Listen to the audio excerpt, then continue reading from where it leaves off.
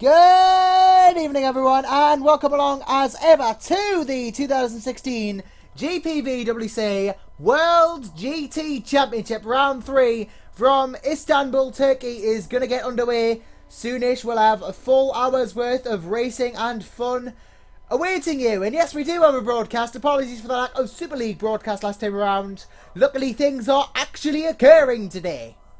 So, I'm Joshua Anderson, and as ever, I'm here, going to be kicking, dragging you, kicking and screaming through the fun and games that we'll be seeing here at Turkey, and it's very much a case of the curious case of the ever-changing goal commentator, as I'm joined by Mr. Nicolas Hillebrand. Hello, Nicolas. Good evening. So, Nicolas joining me in the comments for tonight. I'm just going to apologise in advance for the lack of overlay. We have figured out why we haven't been able to bring broadcasts, and it's actually the plugin. So the actual live timing plugin we've been using for In Our Factor 2 has been causing the crashes that that cameramen have been plagued with. So we've got rid of it for this broadcast, and all should be well. We'll just be relying on what we can use, and we have managed to get a live feed of who is where on track at any given time going for you. So you have something. You have something indeed, and yeah, that'll be useful to have. So we are just about 7 minutes to go in the warm-up session of this race, and it was Risto Capit who got pole position for Street Fighter Racing Systems, which makes yet another pole position for the Estonian, and it could mean that he goes within a serious contention of making 3 wins from 3 races.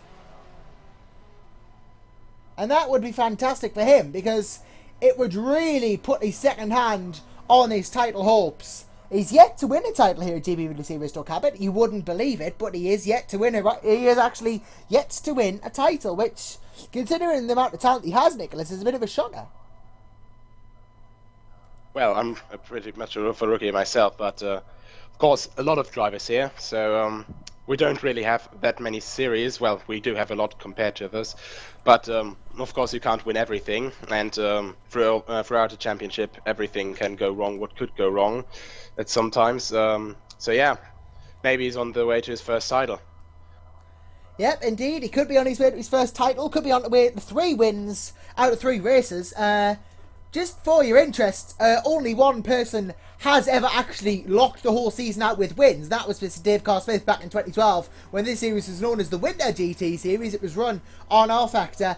He got 4 wins from 4 races, of course, shorter season, so it would have been easier to do. Closest we've had since then was Eric Strana in this year's Masters Series. Won all but 1 race, and in that race he finished 5th. So that's the closest we've seen since that run in 2012 to a full lockout of the season. If by some miracle Risto Capit can make it 7 from 7, then it will go down as arguably the most dominant drive in GPVWC history.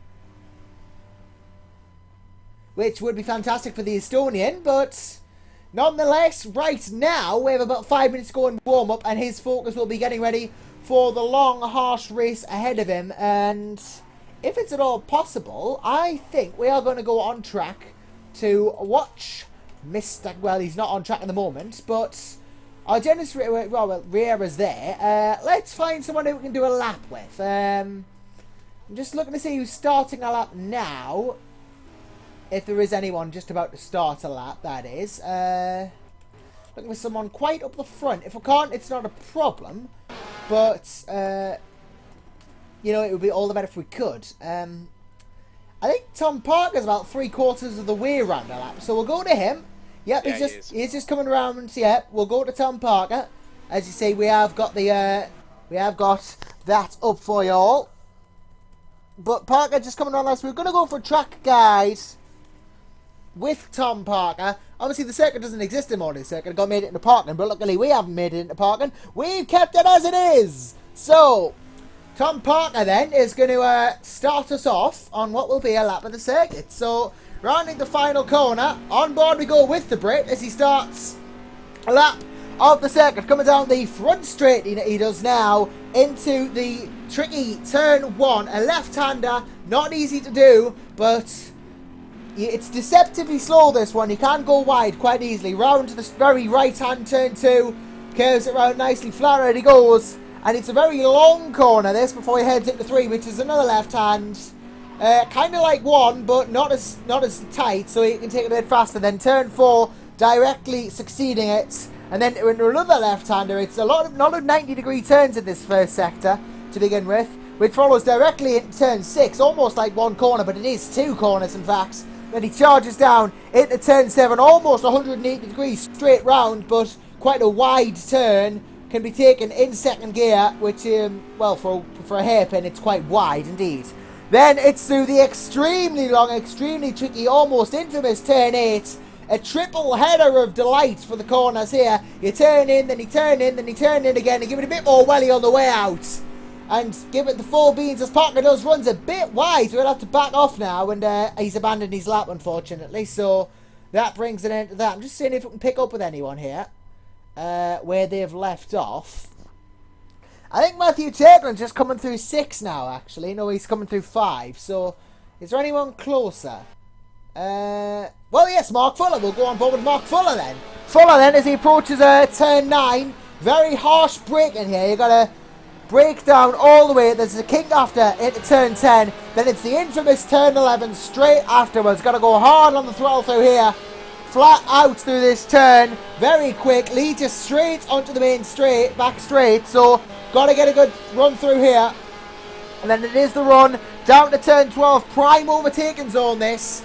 If you're going to make it happen, overtake and move happen, you better make it happen here. Fuller goes down the inside of that beautifully, clips the curb, then 2 more corners to go, round 13, and then the short run to 14, the final corner, comes around here, he's going to clip the apex, back onto the front straight, power on, back on the throttle, and he's going to cross the line, and it's a very late start-finish line this, but that is a lap of the Istanbul Park circuit. Very nice circuit though, isn't it, Nicolas? It's very interesting to watch, and a couple of big overtaking opportunities could be had here. Yes, definitely. It has a lot of elevation, as is seen in many places. For example, the first corner is going downhill, then with camber, obviously. There's quite a lot of places in these on this track that you can overtake. A lot of places where you can, well, muck up at overtaking. So you have to be careful with your moves at some points. But overtaking should not be an impossibility here. Of course, we see the tricky turn 8, which some people that I know call the never-ending story. Simply because it just keeps going and going and going. Of course, if you get an unlucky exit out of that, during that longer straightaway down to turn 9, there's also another huge overtaking opportunity.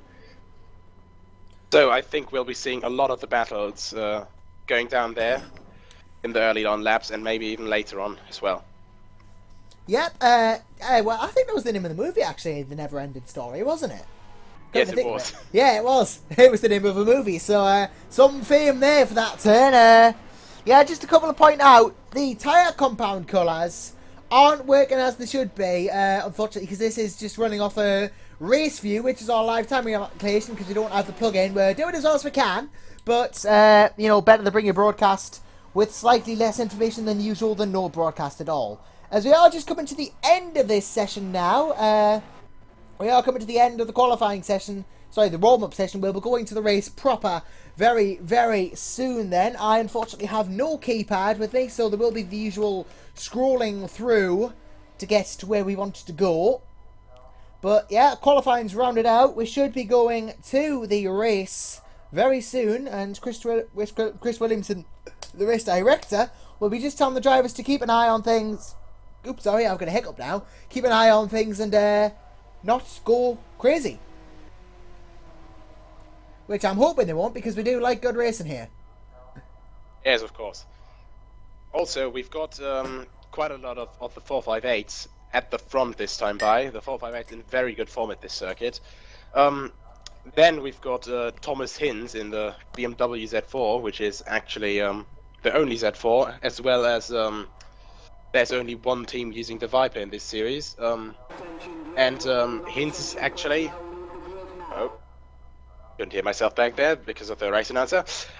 Hinz in 8th place for Cosmo Motorsport, owned by Mr. Anderson here. Yes, casual plug. But yeah, we can see the form of those Ferraris as the top 5 are entirely 458s. Then in 6th place, Thomas Jacobs in the C7. 7th place for RPM Racing, Eugenis Riera again with another 458. So yeah, it's quite obvious that they've got form here as they set off for the formation lap. And hopefully we don't see any trouble on this way, because in other series it has even happened in those, well, situations already. Yep, indeed. And this is going to be it then. This is going to be a race, and it is Risto Capet leading the field away on what will be another pole position for the Estonian. And he does lead them off, and it's then Jordan Weeks in P2, the ever-present Englishman. Very good in these cars, as we've seen. But will he do well here today? It's Boy Milan in third place for ST Racing. Again, the Spaniard had some very good form, and we'll be hoping to continue that through here. James Johnson fourth, making the given the call up for Street Fighter. He gets his chance today in P4. We'll see what he can do. Then Nico Barkley in fifth place in the other Scuderia Basileia, as Nicolas rightly mentioned, top five are all Ferraris. Then it's Corvette stopping that, and Thomas Jacobs in P6 for TSA Racing. Then we're back to usual procedure. Argenis Riera, P7 for RPM Racing in the Ferrari. Then it's Thomas Hintz for Cosmo in the BMW in 8th place, followed by Carlos Andres Ledines. Welcome to the series, Carlos. He's in for Stax Racing in P9. And then Edgar Ruiz, again, welcome for YTF1. He starts in P10. Another welcome for Kasper Kolodziejczyk. He joins the series for Ice Cold Racing in P11. He'll be driving the Corvette, and he's hoping to be doing well. Matthew Chergwin, P12 in another Corvette, this time the TSA Racing car. Then it's Tommy Oyala, P13, and yet another Corvette. It's a string of Corvettes now, actually, because there's Brett Merkoff in P14 for TTF. Then it's Mark Fuller in finally a Ferrari in P15 for ST. Then it's Gerrit de Vries for Armoroli in the Ferrari there. Florian Engel in the first of the two Epic Racing Viper start P17, a good improvement for him from last time around. Then it's Rudolf May, P18 in the TTF Racing Corvette as well. Outqualified by his teammates, but will hope to do well nonetheless. Marius Nicolai for Mad Cape Racing in P19, which it's kind of been the story of the season, really. It's not really been the season to look out for Mad Cape, but it could get some points out of the race. Tobias Olsen P20 in the RPM Racing Ferrari. Then it's Bartavos in 21st for Cosmo. Will wants to have a good race here to make up for that qualifying position. It's Tom Parker P22 in the RTS Corvette. Diego Carantha 23rd for Stax Racing. Then it's Christoph Lichtenstein in the other Epic Racing Viper P24. Rory Collins P25. And I believe rounding out the grid is the Simtech duo of Sharon Van der Sloot and Stanis Anal in P26 and P27. So we're about to get this underway. The last few cars slotting into the grid slots. This should be a corker, Nicholas. Yes, of course, and there's quite a lot of cars here. Of course, the grid is a bit flooded with Corvettes and Ferraris here, and then I think 3 teams with Aston Martin. Then, of course, the 4 Vipers and the 4 BMWs. Now all at the grid. Yep. We see the lights. We have 3 lights, 4 lights, 5 lights. For the third time asking this season, we're off and away. Yep, the lights are indeed out. Bristol Cabot gets good enough start by the looks of things. Both is Basilias battling out of the back. And Boy Milan's going to want to take full advantage. And this is nice slice and through. He's in a second already. Look at this one, boy. He's gone through into P2, not taking any prisoners at all. Nico Barkley into P3. Jordan Weeks drops 2 positions down into P4. Now under threat from Thomas Jacobs in P5, who wants a crack in the action as well. Don't know what happened back further down the back, but do I ever? But then again, hit Kolodziejczyk in the back. Oh, Cherwin hits Kolodziejczyk. What's happened there? Let's have a look at that. Barely holds it together. Yeah, let's have a look at that. There's all sorts of action going down in the back, actually. Yeah, we got Kolodziejczyk now down to P12. Olsen, Cherwin P10. Olsen wants to charge against him. And Edgar Rees has got up to the P8 and all this. What a stonger for the YTF1 driver. He's got a fantastic start in all this. Ledine has held P9 perfectly. And Riera and company all falling. James Johnson drops 2 positions back to 6th. Not a good start for the Street Fighter driver. And, in 16th place, Tom Parker and, who was that? Oh, that's Lichtenstein off as well at the back. Parker and Lichtenstein off. Let's have a look at that replay. It might have lagged out a bit for us. But Lichtenstein, that was a bit laggy. I can't tell for sure. But Risto Cabot back in the front. They got together at the exit of the corner. They went 3 wide into there with Fuller. And I think there just wasn't enough space for both of them. And none of them wanted to back off. Yeah, that can quite easily happen sometimes, unfortunately. Meanwhile, we've got a battle for 5th by the looks of it. James Johnson, having not had the best of start, is on the back of Thomas Jacobs even, in P5 for TSA Race, and he is hurrying and very much going down 12. That was an overtaking opportunity, and he sees it perfectly. Great job from Johnson, slices past the Corvette to make P5 happen. Meanwhile, a bit further down, we've got more fights and more fighters. Kolejic goes a bit... Well, no, that's not Kolejic, that's Oyala. But Hinds takes the opportunity to go into 12th, but he's in 12th from quite far up the grid. So not had a fantastic start as the Aussie. But it is Risto Cabot leading in P1 on the first lap.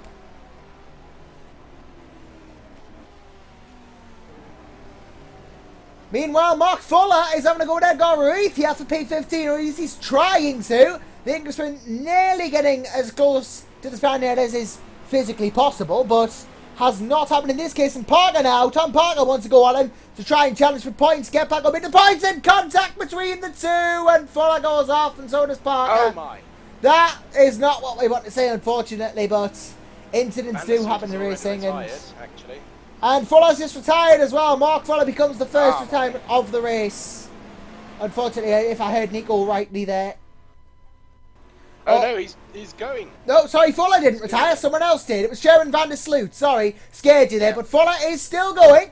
But he is at the back now, unfortunately, after that collision. So, a shame about that. But incidents happen in racing sometimes. And, well, you just got to deal with them as they come. It's not mine to wonder who or why. It's just my job to tell you what.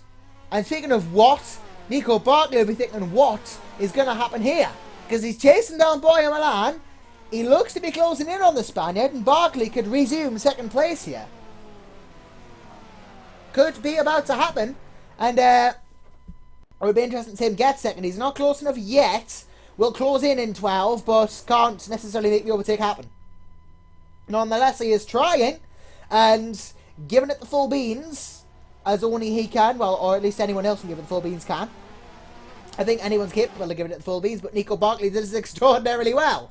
As Capet still leads, coming on to the third minute of the lap, because these are 60-minute timed races. They don't go off laps, we go off minutes, because we are good like that. And, well, he inches closer, doesn't he, Nico Barkley? He inches closer, but nothing happening just yet. He will want to try and make a push, though, if he wants his second place, because we know he can hold it with Risto Cabot. He just hasn't had the chance to this season, and of course, he was leading. He was at least set to lead last race, or pitted from the lead last race, and then it got red flagged, because he disconnected. So, we know he can stick, we know he can hack it with the likes of Risto Cabot. Meanwhile, further down the back of the week, Kolejic has been an excursion there, and that's going to let Matthew Churgwin into P10. So, they're side by side, going down to... Yeah, Churgwin just... Yeah, the turn 7, sorry. Churgwin has the outside into 7, but he hasn't made it work, unfortunately. He wasn't close enough. Hinds is going next to Yala. Oh, yes, where's this? This is P12. Look at this, side by side through into it. The key can't make this work, surely. No, he can't. But, nope, backs off, though. Very, very... Oh!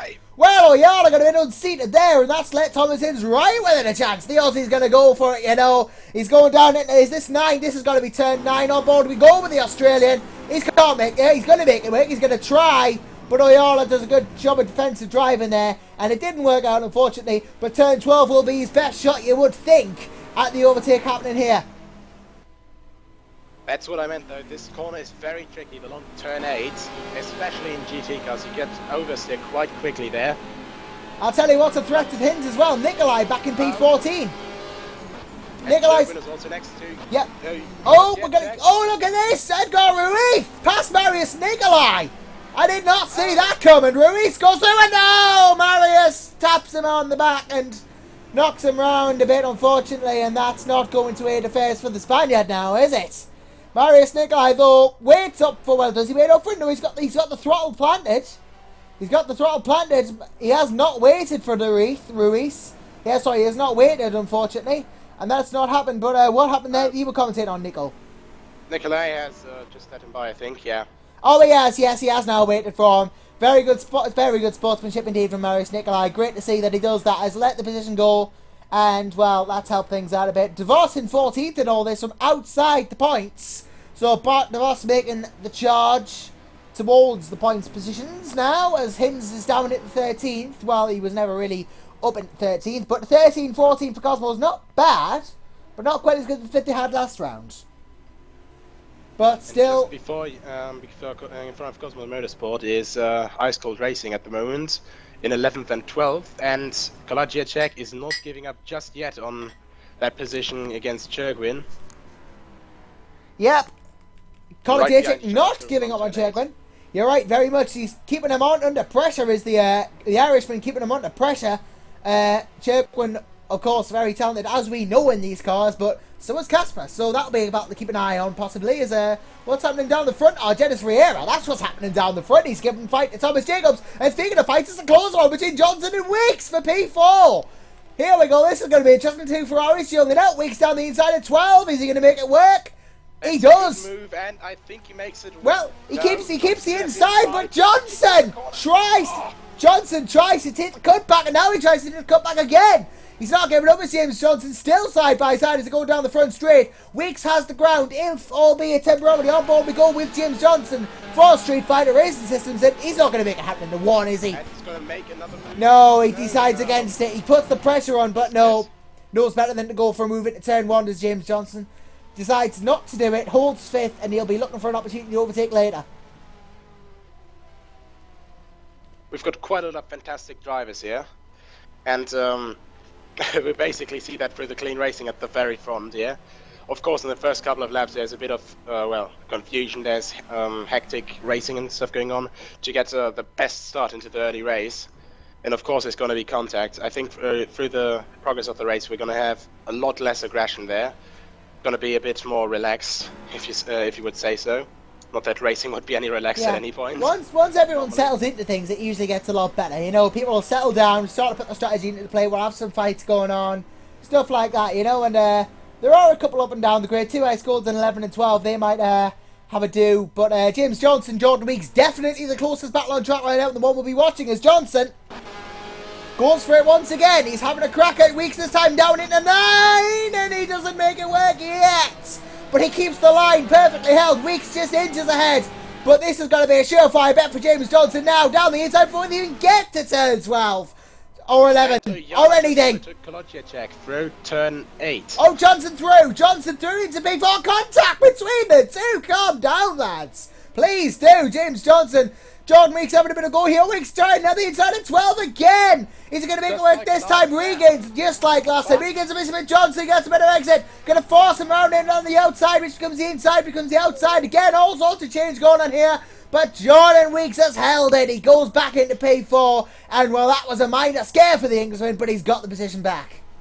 Those guys are not holding back at all. They're just pushing it with everything they got. Yep, went to the nut, and look at this. Jacobs wants a piece of the action out, but he's thought, right, I want a crack at this. And rightly so, he's into P6 and he's chasing down the 2. If he can make some sort of move into both of them work at the same time, it would be overtake of this season, no doubt. But Tom Jacobs is a very sensible driver. Runner-up in the championship last year. We know he's got the credentials, so we know he's going to be a sensible man about it and just keep his distance, get the chance when it's given to him, and he could quite possibly still get a podium, of course. Don't rule that out. But Jacobs is a very sensible driver as James Johnson. Well, it's going to be a case of deja vu all over again for the Englishman. He's got to find himself overtaking Jordan Weeks again. Going to be what is going to be very much a case of we're going to have to watch this, because you just get the feeling something's going to happen, don't you? That's going to be brilliant. When you're watching racing like this, you just know as look, he's closing already. Weeks wide, and he lets through with that mistake. He lets through James Johnson, and he lets Thomas Jacobs have a go as well, potentially. But Weeks now has got to do essentially the same move 3 laps in a row if he wants to get 4th back again. I mean, there's consistency, and then just pulling the same move off 3 times in a row. Surely he can't do it again.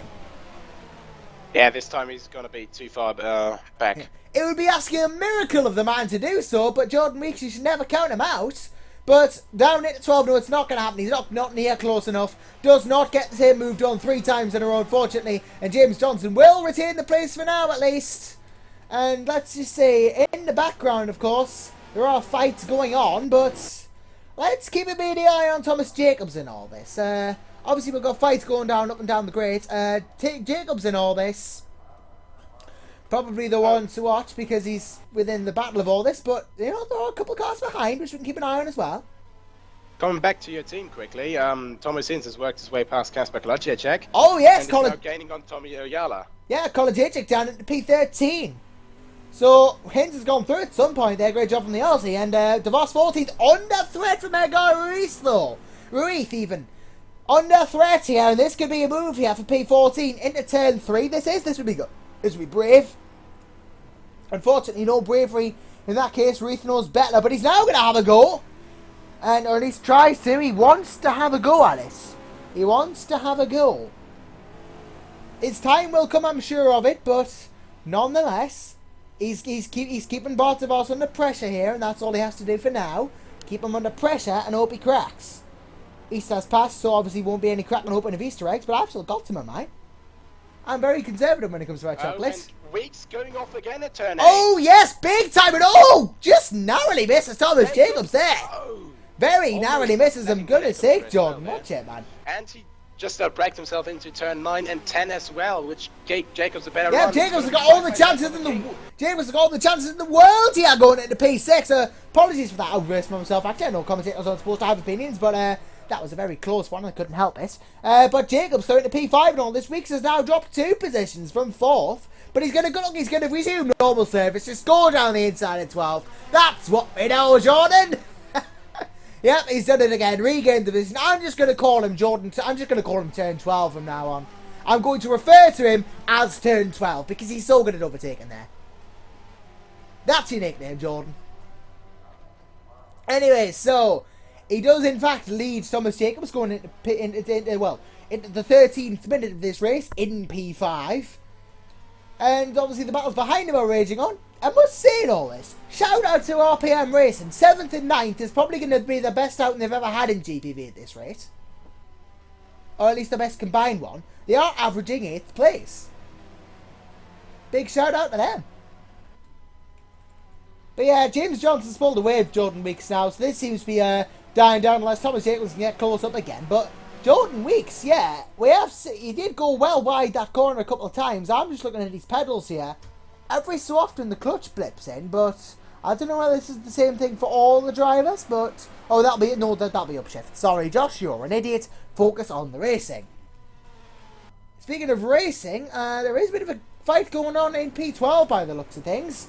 Hints is challenging Oyala now for P11. You see, this is the benefits of having live timing, you know? You can see these things happening. Yeah, definitely. As Oyala Hints... Still got a there's not much in it. 4 people, yeah. Or 5 people, actually. There ain't much in it between these two, you know. Could he fancy a cheeky move down to turn 9? Could Thomas Hints? We'll have to see. No, he doesn't fancy it, but that just sets him up for turn 12 as long as he can get a good exit here. And he's got a good exit here because he's got the throttle flat down. And he's got the draft of Oyala. If he can close in, this should be his chance, even though that BMW not the strongest car on the straights. He has been known to work some magic with, especially with that P5 last time since. So what's going to happen here? What's he going to do? Is he going to think about it? He's not, unfortunately, but he stays where he is. Keeps it there and doesn't try anything daft. Oyala goes wide, Hints forces himself down the outside, which becomes the inside, which becomes the outside again, but then moves to the outside. He's trying to put the pressure on Oyala here, I think. More than anything, just trying to keep him on his toes. That will be the strategy to keep the Finn going. And, well, now he's going for it. Not into turn 1, Thomas. Surely not. No, he decides against it. Again, just puts the pressure on. At least he made him think he was going into turn 1. But it is such a hard place to overtake that. If you're going to if you're going to pull a move off there, go on and do it. If you can do so. But it's not easy.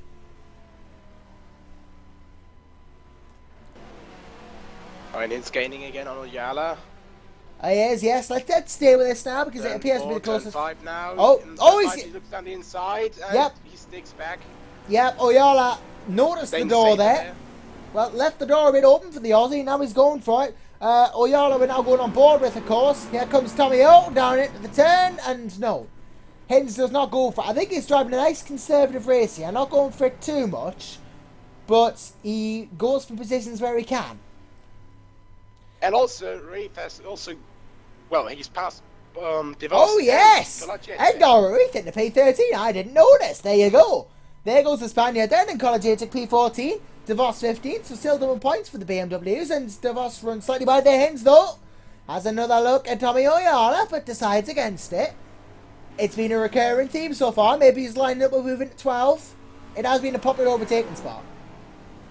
I think Casper may actually have problems with his tyres after the, first lap action he had with, if I remember correctly, it was Churgwin, or I don't remember. Oh, Hins now, chasing Oyala, head to Oyala, goes see what events is on the inside, Hins down the outside. Looks to be closing in. He'll have the inside 13, but that becomes the outside into 40, but he's chasing back, seems to drop the back of it. And Oyala's defensiveness has helped. I think Kolodjicek has damaged his tyres, like he's flat spotted them. Yeah, so Kasper Kolodjicek then, having tyre issues potentially, he's now down at the 15th. It has not helped the Irishman this, but he will continue nonetheless, as Kasper does. He has pulled off good points positions elsewhere before, so I wouldn't put it past him to still remain in those points come the end, if he can keep the tyres going and not lose too much pace. Oh, look at this though. Battle for third. Boyer Milan and Nico Barkley are very close now. Oh, they've been like this for quite a couple of laps, but they are closer now than they were before. And now he's getting closer through turn 8. Barkley trying to close in. So the gap wasn't as close as it was before, but it was very close at the start-finish. So that's what I'm going off here. Barkley then. Around the outside, he'll line up and move into 12 again, you'd think, would be the sensible option here for the Peruvian. Well, all this action is going on, Risa Capet is just driving Ray, and he's just thinking, alright guys, have fun, and I'm going to have a nice evening here. Yeah, I never heard his name pronounced like that, Mr. Capet. I might just use that from now on. But Barkley, even though Barkley, if you want... like it. Yeah, Barkley, if you want to call him that. Barkley, oh dear, that's a crash between the two of them. Contact there, but Barkley gets the position made. But that could damage either of their races with the damages. Look at this, boy. Man goes through. I think that was Barkley letting him through more than anything, actually. Yeah. Good but he's got to run again, probably. Yes, he does have a run again, down to turn 1. Yeah, and he's Barkley on the outside. Well, if Nico Barkley, no, he doesn't go for the move, but what sportsmanship, nonetheless, from Barkley. They do collide, the two, and Barkley lets Molan go straight back. What a sportsmanship, what a gentlemanly move that is, and it just goes to show, really. And contact between Hittins and Ayala. Oh dear! The last corner. Wait, oh dear, that's not very good, unfortunately. That has not helped. Yeah, Oyala has dropped back a couple of places as a result. We've seen that, but this battle for second is still the hottest thing on track right now, you would feel. Unfortunately, I didn't have time to go back to that incident with Hins and Oyala, so Hins has gone back as well, actually, so... Yeah. Maybe he's waiting for Tommy, I don't know, but this battle for second is where it's at the moment. With Barkley and Milan duking it out between Thomas the two of went them. down the inside of Tommy in the last corner, and I think Tommy just didn't see him. Close there, and, nothing either of them could really do, I think. Yeah, unfortunately, things like that do happen sometimes. There's Barkley now. Well, he can make use of he can make advantageous. Look at this. I was about to say he could make advantageous use of the lap Rudolph May here, but he hasn't done. It's hindered him more than anything, the traffic, and he's closer though to Boyer Milan. This has got to be a potential move into 12. It has to be. There's no other way to go about it. Boyer Milan will be under threat from the Peruvian here. Vassilia versus ST. Look at how close he is. Nico Barkley knows it's now or never, but he's starting to lose ground. But he's gaining ground. And what's he going to do now? Well, he tried to sell him a dummy there, but it unfortunately didn't work. And Barkley is now stuck behind Milan once again, with James Johnson catching him. And that's not what the Peruvian wants at all. He wants to be in that second place and catch Risto Capit, because we know he can. But right now, it's quite a good race for Boyer Milan in second, of course. Barkley will be getting frustrated as we are now at the 1/3 point of this race.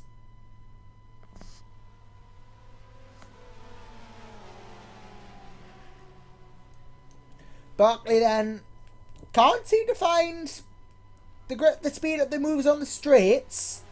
It does seem to me that Boyer Milan is doing the work there, but he's making ground elsewhere. It's James Johnson. Speaking of making ground, well, he could be able to make a lot of ground. A freeway battle for the second position. Or double-decker bus has become a triple-decker bus for third position, second position, whatever position you like, even as, oh dear, my throat's going. Whoop dear, excuse me. Hey, that's the thing though about commentary, it can wear you out sometimes. James Johnson and all this won't be getting worn out yet. He'll be thinking there, sitting thinking, go on, you two fight. It's going to help me. I'm going to get second place. Whee! And all that.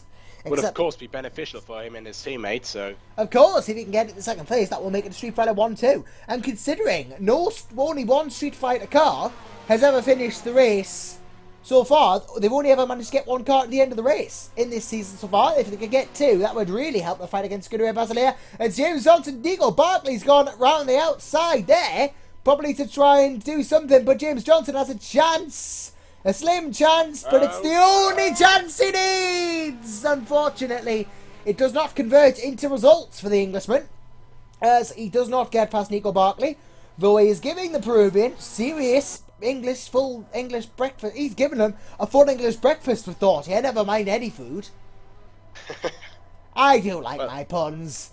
As Barkley now... Insanely close racing here, definitely. Yep. Who said World GT's boring and doesn't have appeal and shine? This is where it's at. This is where it's at. This is brilliant. Yep. Insanely close racing. Yep.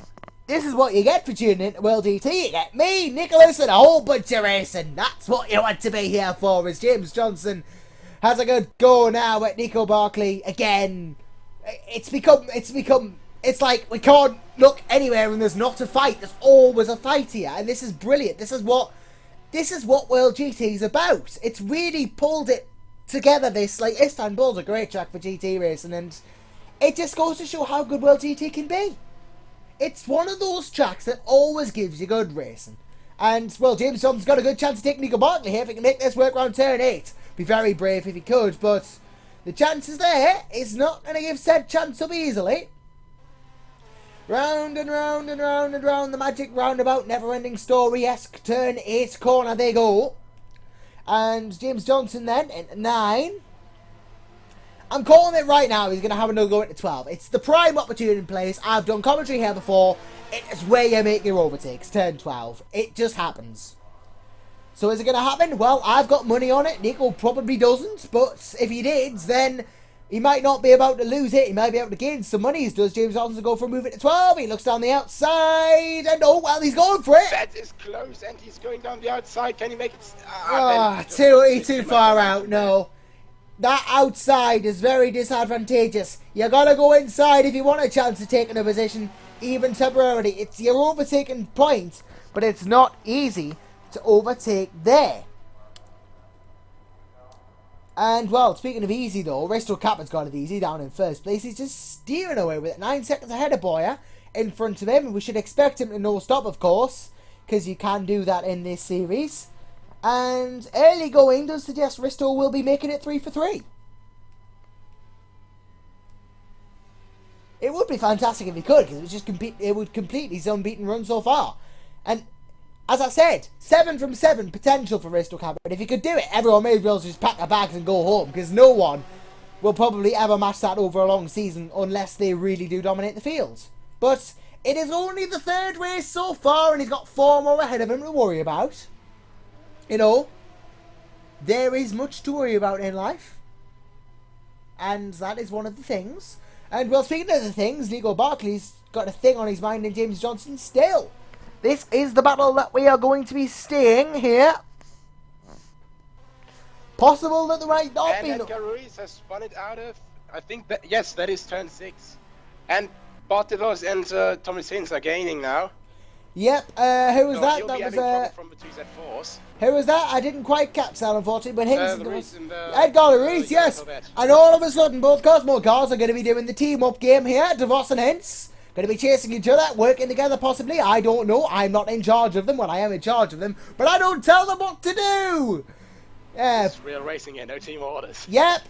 Oh, wow, Hintz gets a bit of a dive on there, but that may have just been a graphical glitch. I overreacted. Sorry, ladies and gentlemen, but yep.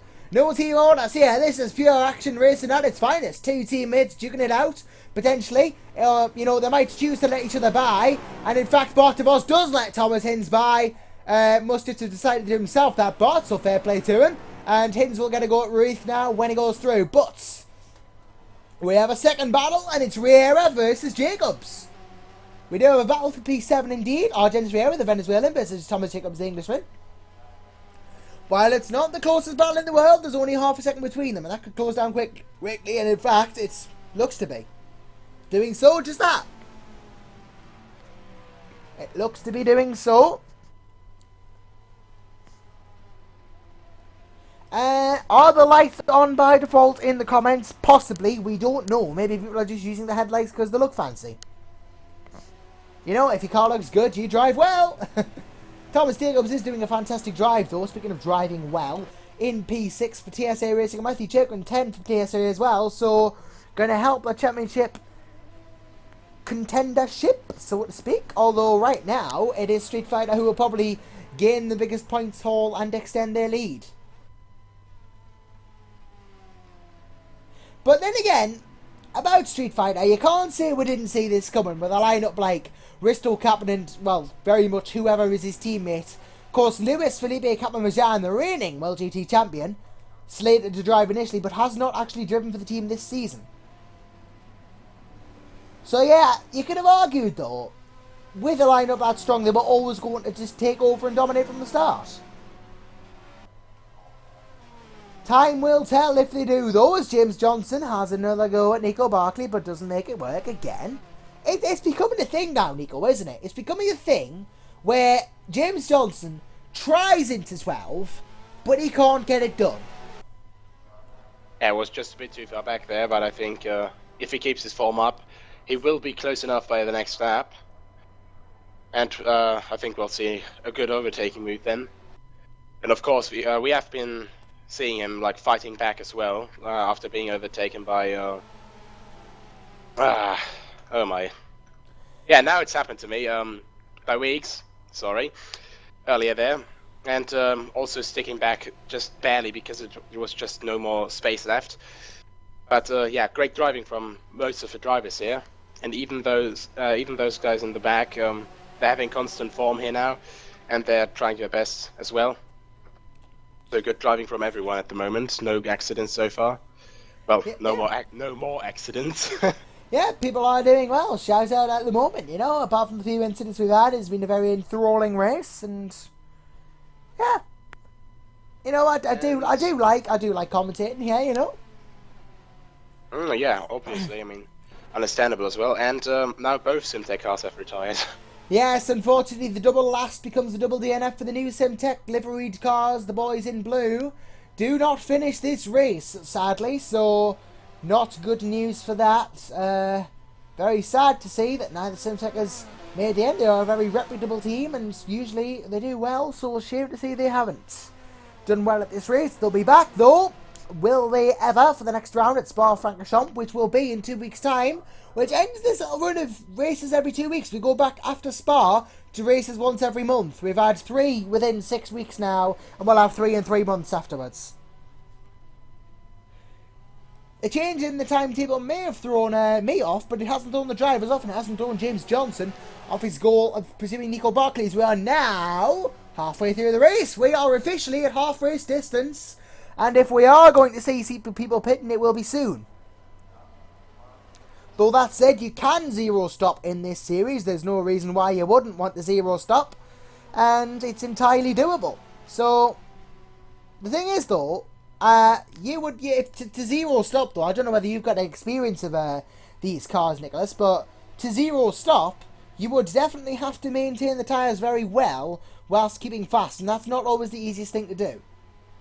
Yeah, that's definitely a thing. Overheating the tyres is quite easy in these cars. I myself am more of a prototype driver because of my affiliation in BEC, of course, as well. But Casper, on the other side, he was a GT driver in the Viper before he joined us in the prototype squad, and he did mention quite a lot of times that it's very easy to overheat the tires, and that you can only run certain tire compounds about certain tracks there. And yeah, I gave the Corvette a couple of spins actually, but obviously because I had final exams and stuff in these last 2 weeks, I couldn't really practice all too much, and yeah, I'm actually quite glad that Casper came into driving my place. Well, he is a good guy to have around. Casper Golajic, of course, in P14 at the moment, but still fighting on. Speaking of fighting on, James Johnson, he's got to make someone work this time, you'd think. He's going to look down the inside. He has got the inside this time. Does he break enough? Yes, he does. Does he get the position? Yes, he does. Yes, he does. JJ finally makes it work into 12. Go on, son. Sorry about that. It's just so good to see him finally make the move work. Nico Barkley then forced to yield to the Englishman for once, and James Johnson makes it a 1-3 for Street Fighter Racing Systems. And now he'll be trying to catch Borja Milan. Yep, to make it a 1-2. That would be the dream result, ideally, for the Australian team. Of course, more noted for their outings in Super Cup. I think this is definitely the World GT debut, of course, but it's not often we see them in an independent series, but when we do see them in an independent series, they usually do quite well. Today, this time around, is no exception, of course. And it is good to see them here and see them do well, and Nico Barkley's going to have a job to do now if they want to go ahead and get this third place back for Scuderia Basilea. Reigning teams champions, of course, now without the reigning drivers champion, but with still Barkley. It's going to be harder for them this season to retain that, but they've done a good effort, it must be said. They are efforting well, currently second in the team's championship, not too far behind Street Fighter. You'd never rule it out in the realistic scheme of things, but let's see if there's any fights going down further down the grid now. The closest I can see other than this is Riera Jacobs still. It all seems to be petering out a bit now. Unfortunately, it all seems to be spreading out again. Riera Jacobs, though, could be a fight if the Venezuelan can make something happen into turn 12 here. Thomas Jacobs going to be under some threat, but not too much unless Riera really gets a shift on. But he is, though. Look at this! Oh dear, lose me words at the wrong time there. All of a sudden he goes on the outside, but that's not the advantageous line again, Argenis, and you're going to have to find another way around, mate, unfortunately, because he does not go through. I should add, in all this, obviously, looking at the tyre compound on a little live timing sheet, it is not quite what we're used to seeing, but I think, as far as I'm aware, the blue tyres are the softest compound, the green tyres on the medium compound, and the red tyres are the hardest compound. So, Bristol Capit will, if he's going to no-stop, be no-stopping on the mediums, the S7 tyres, I believe. Which are the, actually, I think there's 4 compounds, actually. There's S6, S7, S8, and S9, as well as wet and intermediate, isn't there? Yeah. You'll know this. Yes, there is, and I think... So, Engel will be on the S6, which is the super soft, essentially. Capit on the softs, which is the S7. Then the reds are the S8s. Oh, there's something else, I don't know. Actually, I think they are the S8s. And then the yellows would be the S9s, which is the hardest. So, that's your tyre compounds for you all, ladies and gentlemen. So you know who's on what. Only Florian Engel on the softest tyre compound of all. Who I think has pit stop now, as does Christoph Lichtenstein. When the drivers' names go red, that means they're in the pits. Barkley off! As that was traffic there, unfortunately. He's not very happy about that, is he, Nico Barkley? That was him overtaking Mark Fuller there, or lapping him rather. And remains in fourth, but has dropped a little time to the James Johnson ahead of him. I just called him the James Johnson because there's only one James Johnson, and that is him. I might call him that. I might call him the James Johnson, or just the Johnson, because there is no Johnsons other than him. And Liechtenstein just coming out of the pits there, ahead of Milan and Johnson. Yep. That is going to cause traffic, and it might let James... And they're just coming to turn 3 and 4 as well, which is a twisty section, which might slow down Milan a little bit. And no, Liechtenstein is making, well, giving space. He's being a very good back marker as Christoph gets straight out of the way, so nothing changes there. Oh dear, nothing changes there. And there's Mayer also giving space, like you should. Absolutely fantastic that these guys are still letting the other guys through. Until letting them have their race. Yep, James Johnson, through the inside there. They are doing a very good job for the most part of these backmarkers. As a backmarker myself, it's a good quality standard of backmarking. I can relate. I can relate to these things. I'm able to provide commentary on backmarkers and how they're feeling, because I've only been doing it for the last blooming year and 2 years of my life. Is Barkley off in the background?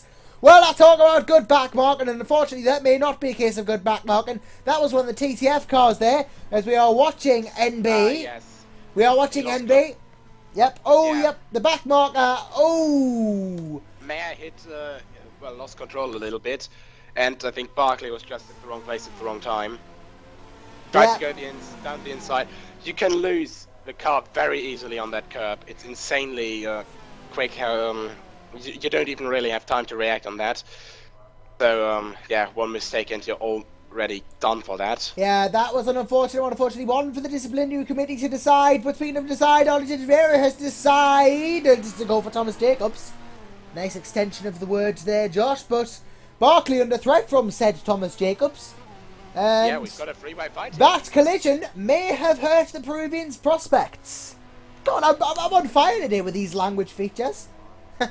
Yep, it may have hurt Nico Barkley's chances here if Jacobs can jam it down the inside of one, which he won't do.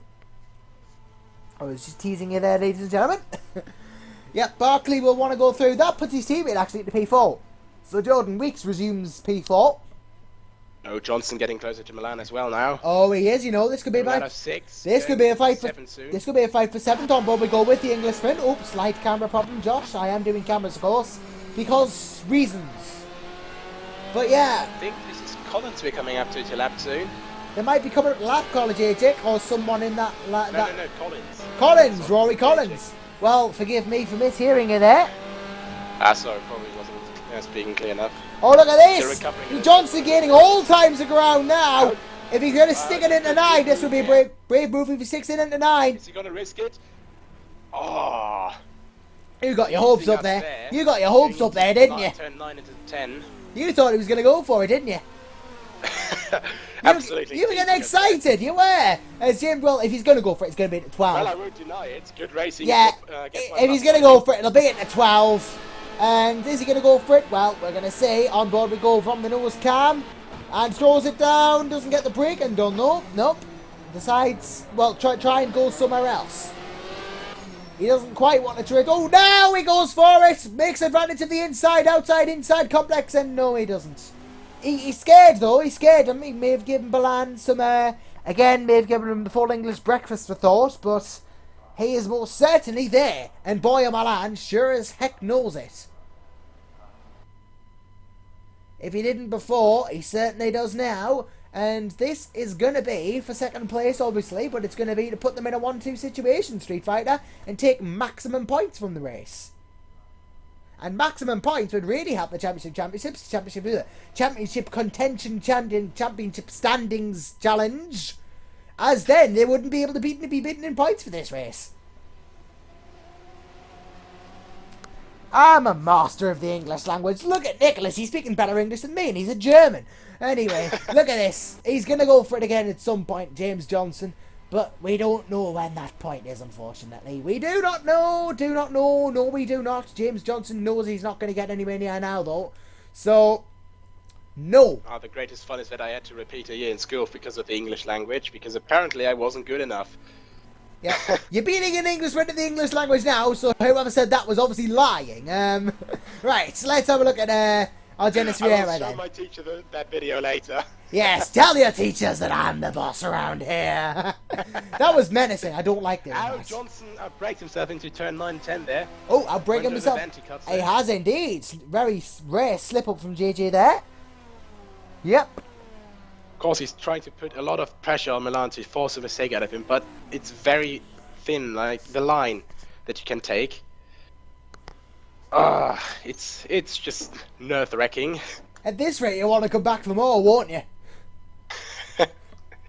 Definitely not, I mean. Oh, Johnson in! There you go! James Johnson on the S7 tyres is in. Well, actually, that's a harder compound, actually, the S7. Then when he's on the S8. I just said this. Josh, get your head around your tyre choices. So that's going to give Boya Milan some breathing space. But it's interesting that he's on the harder compound than Capit and just come in. Yeah, he's done 2/3 of the race now. probably going to change this to the softer compound, and of course less fuel, so you might be gaining a bit of speed there, hoping of course that the others will pit as well. I'll tell you what, this current result will please David Yunt. The 3-4 for Scuderia Basilea will make the Swiss, well, as I affectionately like to call him, the Swiss Superman, very happy. As look at this, Jordan Weeks is about to overtake the ST, but it's the ST of Mark Fuller rather than the ST of Boy Milan. So this will provide a source of minor frustration. So, regardless of which... 2 cars being to be lapped right ahead of him. I think that's Christoph No, Nixon. I think it's 3 cars actually. Well, all of the traffic. Quite a lot of cars to lap before he approaches another car. All of a sudden, it's become more traffic-packed than London at rush hour. I would say Newcastle, but it's not nearly as busy as London, so we'll use London because it's the capital city and probably one of the few places people outside of not much. Josh, stop it! It's a capital city, so people have heard of it. There you go. That's what I was trying to get at. And Nico Barkley is charging down, gaining a lot of space on his teammate Jordan Weeks as he comes up to Lab Liechtenstein there in the Viper. Yep, and speaking of catching up to people, Riera looks to have set go chance now.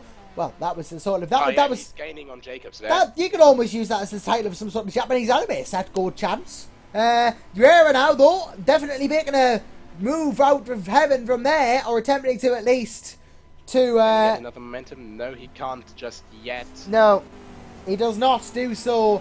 And the goal set chance will have to wait now for Argenis Riera. But Bernard Olsen fighting for 10th place, for 9th place, by the way. Yeah, let's go there and because we've seen just joining that battle right there. Yeah, we've just been talking about an RPM versus a TSE. We've got it with another RPM versus TSE. It's the exact opposite driver lineup, Chirk and Olsen. These two are having a go at each other. The YTF1 Corvette. Yep, and they're flanked by Ruiz in 11th. This will be a great result for them. Get more points on the board. As DeVos, Hinds, 12-13, College P14 and all this, just looking for any close fights that we've got going on at the moment. Closest is probably Jacobs Riera still, but don't count out the other TSA RPM fight. That's about the same. It's like, it's funny. It's for 5th and 6th, and there's a mirror image of it in 9th and 10th. It's like literally same teams, same cars, and roughly the same gap as Olsen gets super close. Gives it a go. Does indeed. But no cigar, unfortunately. But now he may get said cigar when he gets the better run. As look at Edgar Reith in and all this. He's giving it the right beans. Behind that, the Cosmo Motorsport car has switched position again. I don't know if Hinson made a mistake or was in the pits. DeVos, Pins has dropped back a bit, so may have let DeVos through, may have done something, may have done anything. Meh. That's all I have to say. Meh. It's brilliant racing, and all I give you is a meh. That's how good a commentator I am. But how good a racer to be a Solson Edgar Ruiz is. Sorry, I'll use Edgar Ruiz as my example there. How good a racer he is being shown by the fact he's caught up to Olsen and could now be about to ruin this second TSA RPM battle. There could be a YTF1 in the middle of it. And we've got in 5th and 6th Riera and Weeks there. Weeks, of course, trying to gain on Riera a bit, but they're just fighting themselves through the entire traffic through the last chicane there. Oh, Edgar Ruiz tries it down at the 12. He got the better braking initially, but then didn't, unfortunately. And Tobias Olsen will hold the position for now. Let's go back up. Tommy Oyala in the pits in all this. James Johnson has resumed the race in 8th place, a couple of laps after he pitted. We are now just... Tommy has retired. Tommy O's retired. Well, Oyala out then, unfortunately. That's going to promote Marius Nicolai at the 16th place, just outside the points. But Nico Barkley now, Thomas Jacobs, Argenis Riera, the likes of them, 4, 5, 6. And with 15 minutes to go in the race, Captain is still going on a softer compound than the cars behind him. And some of those have pitted. It just goes to show how good his tyre conservation is, doesn't it? Oh yeah, definitely. I mean, as yourself has pointed out, it is not easy to hold these tyres. They can overheat so easily, and Risto is doing a sterling job. It's not easy going, but Risto makes it look like easy going because Risto Capit is Risto Capit, and he's done this 3 times this season. I say 3 times because he's set to make it 3 times. He's already done it 2. And Capit in! Well, speak of the devil, Josh, you've made him pit. Well done, lad. Now, last time he pitted, well, no, it was the reverse that time. Nico Barkley pitted, then there was mass disconnect, and the race got red flagged. So this time, Boya Milan will take the lead. Now, is this going to cost Risto Capit? Because it's 15 minutes to go. If Milan decides not to pit, he won't have his fresh rubber, and Capit could catch up on pace and fresh rubber. But if he gains enough time in the stops, Boya could take his first race win of this year in this series. And I'm waiting for the next edition. How much of a distance Capet has gained over this stint. I mean, he goes out of the pits. It's just dropped down to 2nd place. Barkley wasn't able to get there is a mile of distance though between Barkley and Capit, and Capit is on obviously brand new tyres. So yeah, the gap, let's have a look by eye. The gap between Milan and Capit right now looks to be turn 5 and 6, I'd say. Looks to be about 10 seconds to me by eye. Yeah. So he's not got in 15 minutes that much of a thing to do, and he could still 7.9 seconds here. He could quite easily overtake Boya, get himself on some fresher rubber, and make the Spaniard becomes in 2nd place again. But he has temporarily granted Boya Milan the lead of the race. It's a tactical decision from Risto Capit. Whether he'll make it pay off or not is yet to be seen, but the odds are that he will. Doesn't have to gain that much a lap to do so. And Capit is very, very, very patient there through turn 8. Let's see, laps. Is that Mare? Sorry. Yeah, does lap Mare. And yeah, he probably did already anticipated the risk. I mean, we did see a crash earlier there with a car lapping Mare, I think. It was also Mare, I think, yes. And yeah, of course, getting on that curb and spinning right into the car lapping. So he probably thought better of it. Oh, we have a bit of a fight on here for P10. I'll ask you to keep an eye on that gap, Nicolas, because, well, it's an interesting gap to be kept all of its potential race lead. But Edgar Ruiz giving serious pressure to Tobias Olsen now. YTF1 versus RPM for 10th place. This could be a good one if Ruiz can make it work, but the gap's a bit big. But he'll be using the draft to his advantage. My live timing says the gap is 8.888. I doubt that's true, because it was 7 seconds before. But Ruiz has closed in on... Look at all this traffic they've got, though, to deal with. And that could be interesting in itself. But Capit will want to be catching Milan at a race of seriously knots. That made no sense. But then again, nothing I ever say makes sense. Just to do the by eye gap again, it does look like the gap has actually gone up a little bit. Yeah, it is 8 here. Yeah, by 6/10. Yeah, but it was probably the lost time through the turn 8 probably lost time throughout some point on the track. But with that last sector, he already gained 4/10 again. So it was either a great idea or a not great idea. But we'll see which one it's turned out to be in all this. The rest of the field, unfortunately, has spread out. So, by the looks of things, James Johnson will be 8th at the moment. I must admit, it has petered out again. So we are stuck with not much racing. But Tobias Olsen getting very, very deep there. Goes quite quickly through that turn. And, bit of a jiggle on from a lapped car there. But 11, 12 for the Cosmo cars now. Funny enough, those are their cars' race numbers. So 11 and 12 and 11 and 12. Good job on them. But yeah, the gap to watch now is Capit, and if he can close in on Milan. He will start the 50th minute of this race. Risto Capit now has 10 minutes or less of this race to close the gap down to Boya Milan by... Just waiting for it to come through. 8. He's got to close it down by 9 seconds, and that does not seem to have come down actually. The gap does not seem to have come down. In 10 minutes, he's got to get a second a lap, which we're talking about 1.5. We've got to talking about 1.5 to 2 seconds a lap here on Boya Milan. Now I don't know what lap times Milan's doing, but Capit has got to go 2 seconds a lap faster than them. He's doing 152.734 in the last lap. And what was Boya's last? But Boya Milan's last lap was 152.734. And Capit's was? And Capes, oh sorry, that is Barkley, sorry, clicked the wrong there. 152.781. Still very close. Was that 152.781? Well, that was without lapping the C7. The problem is, I think when you're going same pace, you can't really gain, can you? So you know what it gonna is? be an interesting Do you know what it is? I'm going to say something I don't think I'd say at the start of this broadcast. I don't think Bristol Capit's undefeated streak is going to continue. I think Boya, that was an ill-timed pit stop from Capit, unless he has the utmost faith in himself and can pull this off.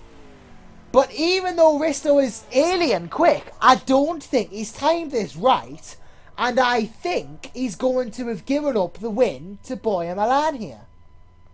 Yeah, I think that was a bit of a failure in tactics. Or he's banking on Milan having to make a last-ditch pit stop, but at this rate, he's probably just going to have to stay out. We will keep an eye on the gap, obviously, but I think Risto, and I never thought I'd say this, I think he's thrown it away. And we also lost to B.S. Olsen. Oh, yes, we have Olsen out! Or at least... some time ago. His rear wheel is ripped off and his rear wing. I'm going to scroll back a bit to look what happened there. Capit 877. He's not closing up enough. It may have been the mistake of his season here. He may not get that undefeated record continuing any further. Maybe he just couldn't continue anymore on those tyres. But unless Boya Milan pits now, Risto may have thrown it away. Too aggressive on pit exits. As Barkley in the pits. Barkley's been in the pits. Olsen came out of his pit box, was too aggressive, spun his tyres, and hit the garage and ripped his rear wheel off.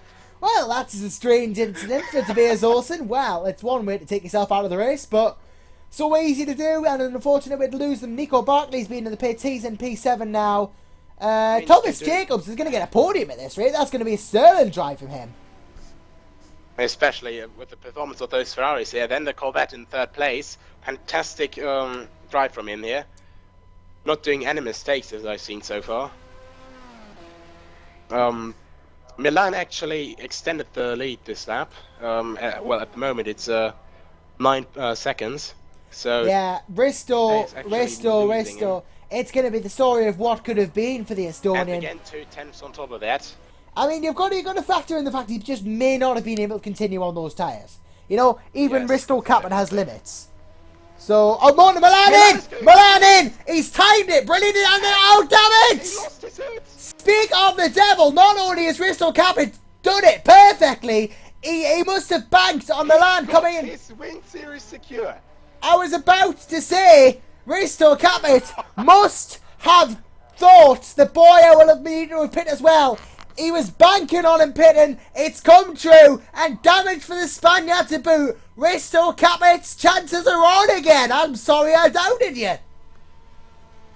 I've said this so often. Everything can happen in these races. And this was the best proof. One slight mistake, and not only does he have to change tyres and refuel possibly, but also repair the damage, which shouldn't have been taking too long. He's gone down to P3. Thomas Jacobs, P2 in all this. He will be beside himself with happiness. To be P2... actually come out in third place again, of course, probably furious. I don't think he's fixed the visual damage there, but... He hasn't. If all goes well, if this is throwing him down... also going for Barkley now. Look at this, Carlos Andres Ledines has come right close up to him. This could be a third for Stax Racing. Yeah, if he doesn't make a mistake. Hard in mouth for Mr. Hillebrand there. Yep. And look at the rate he's catching. That is done. Yep. Look at this. Milan lets him through almost. Stax Racing are going to get a podium.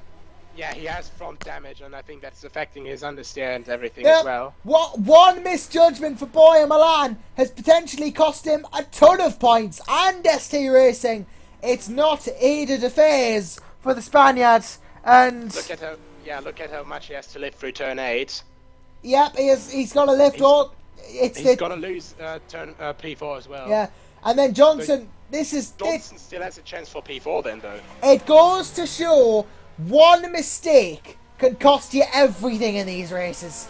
You can be so close to the end and then you make one slip up and that's it. Had he not done that, he would have probably still been a contestant in challenge for second. But Boyer Milan, by not fixing the damage, has put himself even further back. And, well, it's not going to be the story of what could have been for Captain. It's going to be the story of what could have been for Milan. To be fairly honest, though, I think not fixing the damage was actually the right idea in this situation, because we know that R-Factor 2 has a new damage fixing model since the VC12000C. Yeah, I don't think we've actually. I don't think we've taken that, unfortunately. But it would have ruined anyone's race if they'd taken the slighter damage. That's probably why, because the races are so short. It's a lot harder to come back. But it's rather long anyway. So I think he could have lost a lot more there as well. Look at this, Milan, Barkley through, Johnson through, pretty much at least. I think he's resigned himself to his fate now as Boyer Milan, and what a... it's a case of what could have been. If Riera holds it together, he could also get through there. Yep, but... Milan, basically from a definite second place or third place, gone down to 7th. I mean... Yep. That just shows how fast you can go down. Rose is in the pits, and that means Kasper Kolacek is in 11th place. Kolacek goes into 11 indeed. Thomas Hinds 10th. Bart DeVos 9th, and 9-10 for Cosmo is going to be great for the team. And, well, I must say it again. Carlos Andres Ledines and Thomas Jacobs will be extremely happy. Jacobs has had this success before, but to put this in perspective, Carlos Andres Ledines will get a 3rd place on debut. That's no mean feat. That is some feat, that. I have to tell you, in these closing minutes, I definitely thought that Capet was going to continue his winning streak, but I also expected the top 5 to stay Ferraris, and this is a huge surprise for me, because through this entire race, Jacobs and Andres Ledines didn't have that many incidents, so we didn't really talk about them too much, because they just held themselves decent and more or less undercover. But now in podium positions, so they did everything right. Yep, Risto Kaplan on what Risto Kaplan is on either what will be the last lap or the second to last lap. It could be either. I'm not sure exactly how much time we have left. If you could check that 2 up. minutes. About 2 minutes there or thereabouts, but the lap is a 150. So yep, we are down to 1 minute now. We don't know where Risto is in terms of lap time. This is going to be the last lap, I think. He's 42 seconds ahead and we've got a minute to go. Yeah, this is going to be the last lap by 10 seconds. It's not going to be much in it, but I think this is the last lap of the race, and Risto Capet, in a miraculous turn of events for the Estonian, he banked on... Hinds is in pits. Thomas Hinds in the pits! What's this about? He's in, and he's dropping places. This is a disaster for the Aussie. And he won't have wanted that. I wonder what's happened. Regardless, though, the 9-10 is no longer going to be a 9-10. It's going to be something else. Maybe a... check back into his 10th place. He gained at yep, the start. Casper's going to get a top 10. Hinds, unfortunately, does pace. But Risto Capet, well. Risto! The race is yours, my friend, I believe, because he's coming round 10, 12, down into this last bit. Crosses over, and here he comes round the last few. I thought he wasn't going to do it. Nicolas did. He timed his pit stop perfectly, banked on Milan pitting. Milan did pit, and Risto Capet rounds the final corner. Last lap, race over. 3 out of 3 for the Estonian, 3 out of 3 for Street Fighter, and Capet makes it perfection once again. He does what he's done in these last 2 races, makes another win, wins in Fuji, wins in Interlagos, and now wins again here at Istanbul Park. Risto Capet. Jacobs coming around the last corner. Perfection indeed, and Thomas Jacobs will be second place. Thomas Jacobs. Johnson can he catch him around the last corner? Well, that's... No, he's too far away. Nope. Indeed, Carlos Andres Ledines, shout out to you, sir. Third Also on very debut. from him. You don't do... Barkley and Johnson just right behind each other. Riera going in 6th place. Yep, you don't do a debut like that, Colin. Can Bart DeVos maybe get something from... no, just not close enough yet. He would have needed one more lap, I think. Yep. Milan brings back 8th place. DeVos 9th. Kolacek coming around the last corner for 10th place. absolutely smashing here. You don't get much better than that. You don't get much better than that wherever you go. You know, this is World GT at its very finest. Thomas Hinton, all this is going to finish 13th, a respectable 13th, but something happened near the end which caused him to pit, and it will remain a mystery. It seems, whatever that will be, and it's looking like Jordan Weeks is going to be 14th, Marius Nicolas 15th, and that, ladies and gentlemen, was a dramatic end to your race. And now, it is my absolute pleasure and honour to bring in, once again, the race winner of the race, Mr. Risto Capet. Risto, hello to you. 3 out of 3. Can anybody beat you? Hello. Well, I like to think of it as 5 out of 5 since I started the 2 races to go last season, but yeah, doesn't look like it. It was pretty close in qualifying, but the guys keep racing each other in the race, and they make mistakes and stuff, so not too close. But Thomas Jacobs did a good job with no stop, so that's big respect. So, but yeah, so far so good. Yep, Jacobs of course did that no stop. You did stop, and I'll tell you what, that pit stop had me on tenterhooks, because I wondered why you pitted, because it's so often to not see people no stop, but you pit stopped. You must have assumed Boyer was going to pit stop as well, and he did pit stop. That paid off beautifully for you in the end. But yeah, that makes it 3 wins from 3 races in this season, 5 from 5 total. Has the thought of winning every single race this season crossed your mind yet? Because, you know, obviously it may not be your top priority, but with the form you've been in, it's surely possible. It actually is a top priority, and that's the only thing I'm aiming for. Since I have to miss the last round to secure the title, I need to win them also. Oh, yes. Because, well, oh yeah, you said you missed in the last race, so you won't make it 7 from 7, but 6 from a potential 6 would still be as perfect as you can get. So, that to secure the title fully, that's what you want to be after, but... Well, there goes my hopes of someone doing 7 from 7, unfortunately. But we can count it. We can count it if you do get 6 from 6, I suppose. So, well done to you anyway, Risto. And this is going to help Street Fighter Racing Systems no end, because, well, we're going to bring your teammate in now. In fact, here he is, Mr. James Johnson. Hello, hello, hello. So, a 1-5 for Street Fighter. The first time this season both cars have finished the race, which is a surprise, but it's going to seriously help your championship hopes. Yeah, not well. It's only been a couple of days since I was drafted in, but yeah, that race. Whew, I was losing the front end so badly because I lost the part of the diffuser, well, the front end on the back of Jordan Weeks. So that was really killing my tires through turn 8. Yeah, that would have helped things. But still, in 5th place, very respectable. You did have obviously good pace at the start as well. Fantastic to see you do so well, James, as well. And obviously driving for Street Fighter, a well-established team as they are. May have only been a one-off, but I'm sure you enjoyed that. We'll see what happens. But yeah, I'm hoping if I do get that start next time. Yep, well done indeed. I'm just seeing if we're gonna get anyone else in for an interview. Hopefully we can, but what a corker of a race that was, Nicolas.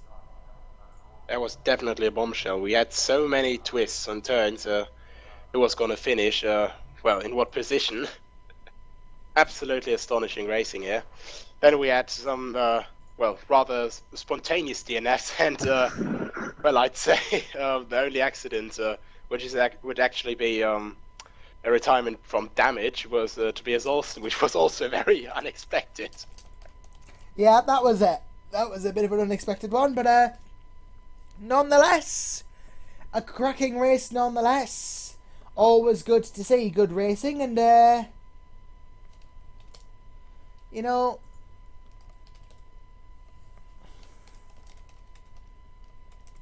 oh dear, I'm just getting a bit alright, okay. We're not going to get Thomas Jacobs in, unfortunately. I think that's all we're going to get, actually, in terms of interviews, unfortunately. So, yeah, just the 2 today, unfortunately. It is a shame, but nonetheless, it's been a fantastic race, and we do have more fantastic racing to come, up and coming within the next yeah, God's sake, I'm having a stroke here. Well, I'm not having a stroke, but it's like I'm having a stroke. I can't get my words out. We do have more racing up and coming in the near future. Of course, this has been World GT. The next race up in just 5 days' time is Career Ladder here at Istanbul Park again. We've got Open Series, Formula Challenge, Super Cup and Super League. And then 6 days later, the Turkish Sports Series. So World Sports Series returns. And then in 2 weeks' time from now, again, we'll be doing the triple of 2 week break races. We go to Spa-Francorchamps for the Belgian GT Cup in 2 weeks' time. But for now, that does indeed wrap that up. It's been a pleasure having you along with us. Been a pleasure broadcasting for you all. I've been Joshua Anderson, and it's time for me to sign off and wish you all the very warmest and fondest of goodbyes. Goodbye. And a goodbye from Nicolas as well. You see, this is the thing. You even get the goodbye from the co-commentator. That's how good we are. I think that's overpraising me a bit. No.